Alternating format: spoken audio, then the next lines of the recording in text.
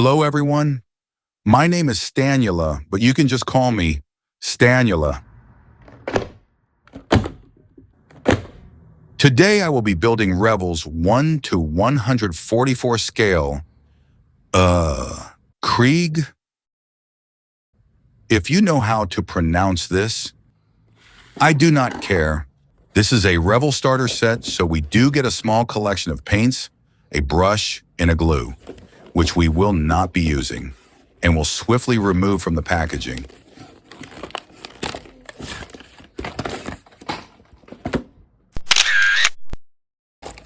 As we open the box, we are treated to Revell's injection molding kit and a set of instructions. I first paint the deck of the ship, following the instructions like the cattle I am. I shake the paint before applying, using a technique I have been mastering for a while now. Great camera work, yes. With that complete, the instructions instruct us to now glue the hull together. This is where I get rid of the instructions. Instead, I snap off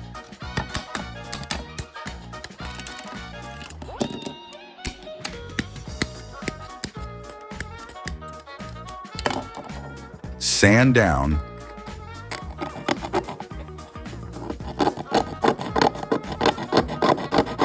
and paint the hull while completely eyeballing where the waterline should go.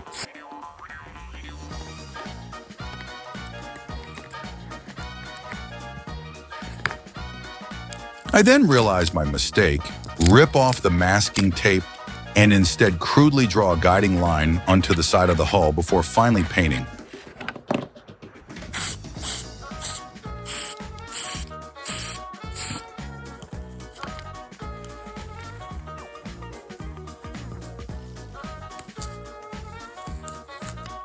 While the paint did bleed through a little, I am more than shocked that I almost perfectly eyeballed the waterline on both sides. They don't call me Stanula for nothing. I then glue together the two sides of the ship with the deck in order to create the base of the ship. I use Tamiya's extra thin cement glue as it seeps into cracks very well and dries very quickly.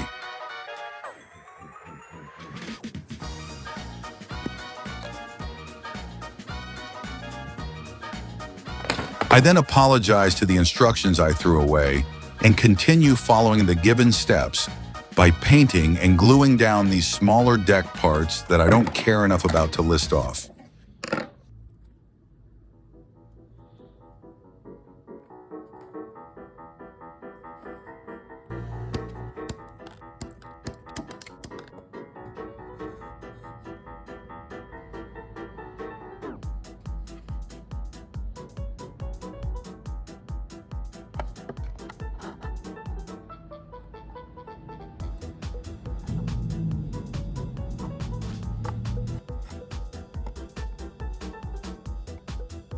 After the deck parts, we get to working on the main superstructure of this ship, which I decide to paint in this dark gray to match the ship's hull in contradiction with the actual instructions, which have a lighter white color. But I simply do not care.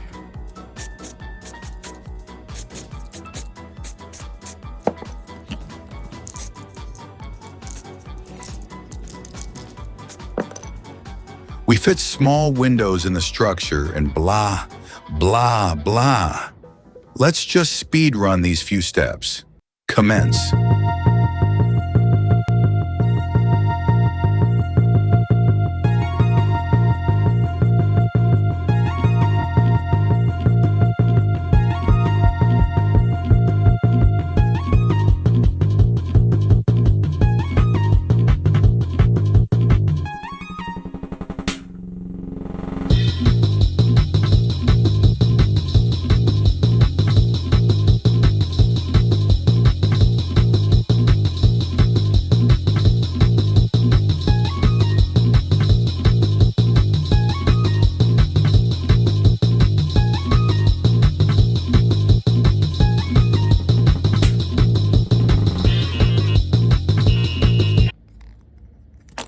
Well,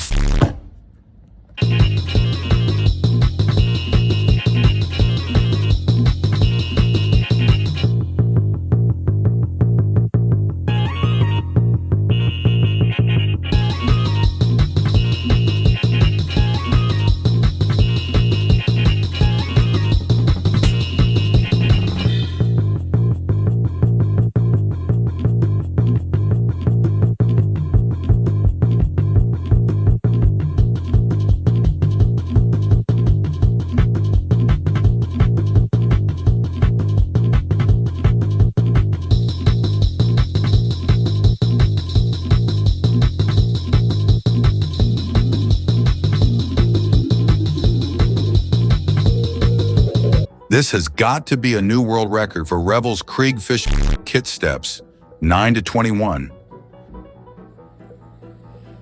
With that now, we glue the structure down onto the deck, trying not to f up those support pillars.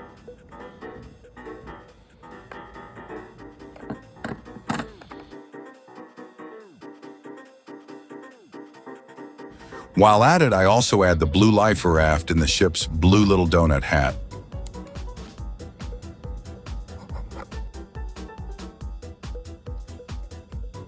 I also made this fancy little pulley for the back of the ship.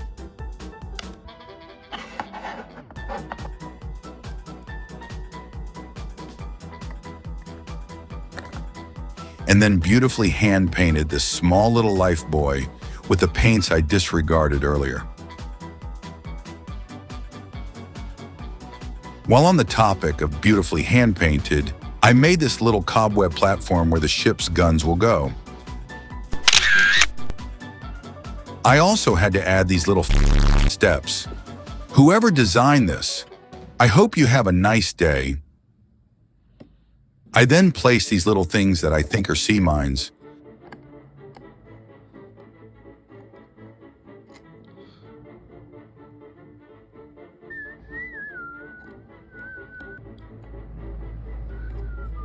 I also place this red little something that looks like a bomb. If anyone knows what these things are, please imagine yourself informing me, because I do not care. I now assemble and add the guns to the aforementioned cobweb platforms. I also add these curved railings around the cobwebs to finish off the ship's main firearms.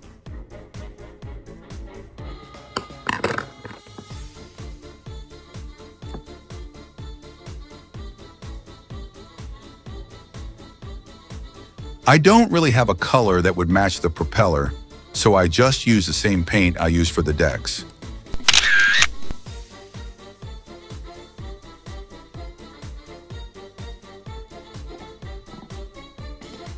To finish off the ship, I add the main mast and a few more smaller deck details.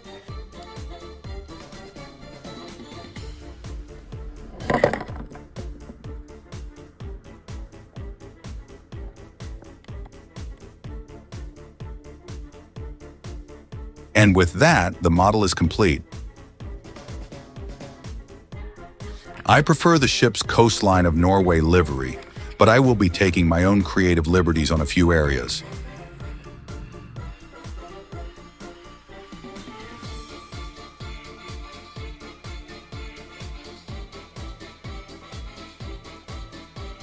I now realize my mistake of gluing the lifer rafts on, because now I cannot paint the superstructure with them in the way, so I pry them off for ease of painting.